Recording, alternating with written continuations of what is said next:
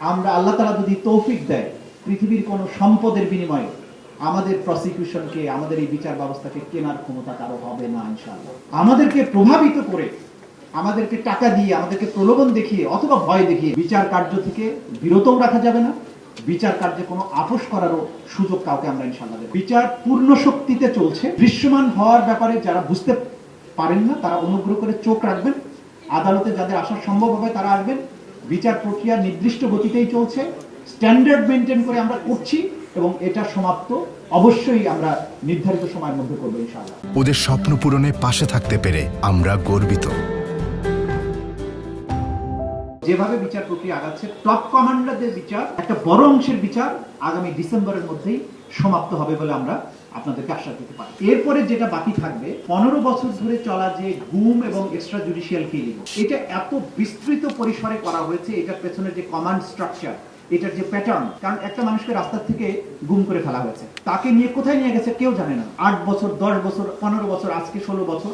আপনারা কিন্তু জানেন না যারা গুমের শিকার হয়েছে, তারা যারা ফিরে আসেনি, তারা কোথায় আছে, তারা জীবিত না মৃত, মৃত হয়ে থাকলে কবে মারা গেছে, কোথায় কবর হয়েছে, কোনো কিছু কিন্তু আমরা জানি না। এই যে গোপন বন্দিশালায় আটক, গোপন বন্দিশালা থেকে মানুষকে ধরে নিয়ে গিয়ে হত্যা করে লাশ কখনো নদীতে, কখনো সাগরে, কখনো জঙ্গলে এই যে ফেলে দেয়া, এই বিচার করার যে দায়িত্ব জাতির কাঁধে আছে।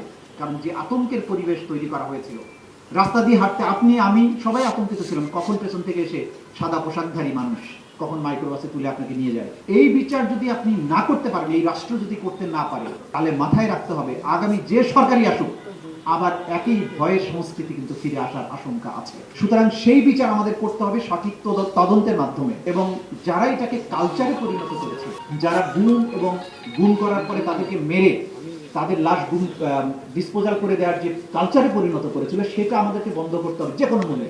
আমরা আমাদের সন্তানদের ভবিষ্যতে আবার কখনো গুম হয়ে যাও, বুড়িগঙ্গায় তার লাশ গুলি করে সিমেন্টের বস্তার সাথে বেঁধে ডুবিয়ে দেওয়াটা এই জাতি আর অ্যাফোর্ড করতে পারবে না। আমরা এটা হতে দিতে পারি না।